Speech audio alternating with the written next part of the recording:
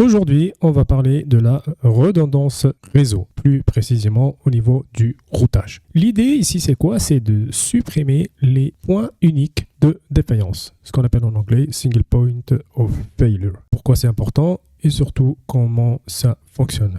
Reste jusqu'à la fin et on va voir ensemble pourquoi ce concept est indispensable dans les réseaux d'aujourd'hui. Imaginons ce petit réseau d'entreprise. Là, nous avons le fournisseur d'accès Internet, FAI, et nous avons R1, notre routeur interne qui nous connecte à Internet. Nous avons notre couche corps et distribution. Là, tout fonctionne normalement, sans problème, jusqu'au jour où il y a quelque chose qui tombe. On perd ce switch, on perd tout ce qui est derrière, on perd le routeur, on ne peut plus faire du routage, et on n'est plus connecté à Internet. Là, on est dans un cas typique de point unique de défaillance, single point of failure. Ce genre de design est très courant dans les petites agences parce que mettre en place une redondance coûte énormément d'argent. Mais dans les réseaux pro, on fournit des services en continuité. Une panne peut coûter beaucoup plus cher que le matériel. Donc là, on ne peut pas faire mieux, mais c'est le design qui parle bien du single point of failure. Comme j'ai dit au début, si on perd ce routeur, on n'a plus connexion Internet pour tout le monde. Si on perd ce switch, par exemple, on n'a plus accès au réseau de l'entreprise. C'est-à-dire là, on va être isolé, là aussi. Le principe de la redondance est simple. C'est, comme on l'a dit, on élimine les points uniques de défaillance. Donc pour ça, on va rajouter plusieurs switches, plusieurs routeurs et plusieurs liens Internet. Donc si un lien tombe ou un routeur tombe, aussi un switch tombe, le réseau continue à fonctionner sans problème et l'utilisateur ne verra rien. Et c'est ça exactement ce qu'on veut faire. Ceci maintenant est un schéma d'un réseau redondant et on va décrypter un peu comment ça se présente. Ici, au niveau de la couche d'accès, en fait, nous n'avons pas de redondance parce que les clients finaux, les PC, en fait, ils ont juste une carte réseau, donc la redondance, elle n'est pas possible. Exception des serveurs qui peuvent avoir plusieurs cartes réseau. Donc cette couche-là maintenant, celle-ci, la redondance elle est essentielle, donc on va rajouter des switches de L3, niveau 3, qui sont capables de faire du routage. Et ici, dans cette couche-là, on a rajouté, c'est la redondance routage, donc on a mis plusieurs routeurs. Ok, là on va décrypter ce schéma. Là, nous avons notre fournisseur d'accès, donc on a pris un autre lien de même fournisseur d'accès ou un autre pour avoir la connexion Internet. Si ici nous n'avons plus, donc on peut se connecter chez celui-ci. Ici par exemple nous sommes connectés au réseau. Là on est connecté au fournisseur d'accès Internet. Donc on a par exemple une route par défaut statique ici. Et on met une autre route par défaut statique aussi avec une métrique un peu plus élevée pour qu'elle ne soit pas par défaut. Donc le trafic il passe normalement d'ici, il va au switch, il va au routeur et il va au fournisseur d'accès. Si ce lien tombe, donc cette route-là, elle sera plus disponible. Donc le routeur, il va prendre cette route-là, il va par là et il va sortir à l'extérieur le trafic. Le problème ici, c'est quoi qui va se poser? C'est la passerelle par défaut des PC. Par exemple, la passerelle par défaut pour ce PC, c'est R1 et pour cela, c'est R2. Par exemple, l'adresse IP de passerelle par défaut, c'est celle-ci. Donc, ils doivent passer par là pour sortir. Et pour ces PC-là, celle-ci. Donc, si ce routeur, par exemple, tombe, donc ces PC-là, ils ne peuvent plus sortir parce qu'on ne peut pas configurer deux passerelles par défaut sur le PC. Donc, ils vont faire leur requête ARP et l'adresse IP, elle ne va pas répondre. Donc, il n'y aura que ces PC-là qui peuvent sortir.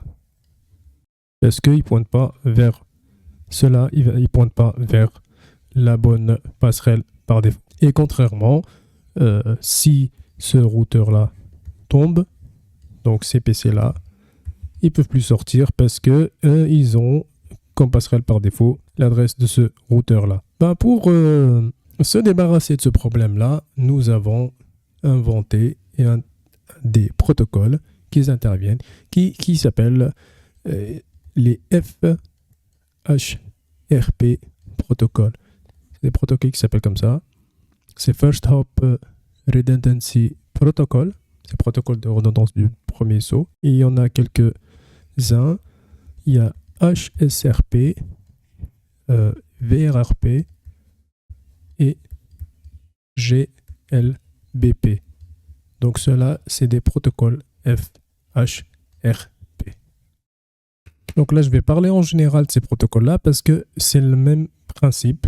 Il y aura des configurations différentes, histoire de propriété, espère de protocole standard, mais le principe est le même. Je vais écrire le dessin et je vais parler comment ça se présente, ces protocoles-là, pour éviter ce problème de passerelle par défaut. Comment donc ça se présente, ces protocoles? On va former un groupe, comme ça, de routeurs qui vont être vus comme si c'était un seul. Ce routeur-là, par exemple, le R1, il a l'adresse 192.168.1.1 et lui, il a 192.168.1.2.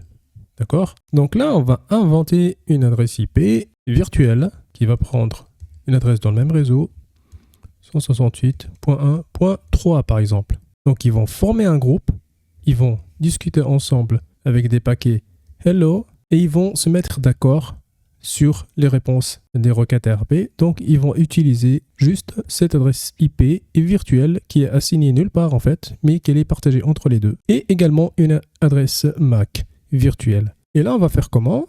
On va définir un routeur qui va être actif et l'autre, il va être en stand-by.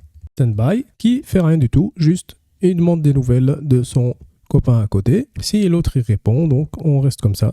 Donc un actif, on le définit par une priorité, d'accord? Plus la priorité est haute, plus ce routeur, il reste le routeur actif. L'autre, il est en veille. Donc là, par exemple, on va dire que celui-ci, ce routeur-là, il est actif. Donc tout le trafic, il va passer. On aura toujours donc la même passerelle par défaut et tout le trafic, il va passer par là. Le jour où ce routeur tombe, l'autre, donc il va envoyer son paquet. Il voit que lui, il est tombé. Donc il va prendre le relais directement. Il va répondre avec cette adresse-là. Donc le trafic, il va maintenant passer par ici. Donc on a la même passerelle par défaut. Donc ces deux routeurs-là, ils seront visibles comme si c'était un seul routeur par tout le monde. Il y a autre chose aussi à prendre en compte, c'est que, par exemple, le routeur 1, R1 est tombé, et le 2, R2, il a pris le relais. Une fois le routeur 1 est tombé, revenu, donc on peut définir s'il reprend le relais ou pas. C'est la préemption. Donc on peut par exemple laisser comme ça, le routeur 2, une fois il a pris le relais, il reste celui le actif. Et le 1, il est en veille, ou on peut configurer une préemption où le routeur R1 récupérera son rôle une fois revenu actif. Donc là, pour conclure, on peut dire que la redondance, donc elle peut éviter les pannes critiques, elle protège la passerelle par défaut, on aura toujours la même. Si même ces deux routeurs y tombent, donc on aura toujours la même passerelle par défaut, même si elle est virtuelle. Les utilisateurs ne voient rien du tout. Et le réseau reste disponible. Aussi, on peut réaliser des opérations de maintenance. Si on a le VRRP qui est activé ici, par exemple, VRRP, et on a ce routeur-là qui est actif, donc on peut faire une maintenance dessus, et du coup le trafic il va passer par là, on peut le remplacer, faire des choses, et on n'impacte pas tout le réseau. Aussi, ça permet une très bonne scalability. J'arrive maintenant à la fin de la vidéo. J'espère que la vidéo, elle vous aidera et je vous remercie pour le suivi de cette vidéo. Et on se voit à la prochaine vidéo quand on va parler de la redondance au niveau switch. On va parler Ether Channel et lag. Je vous remercie beaucoup. À bientôt.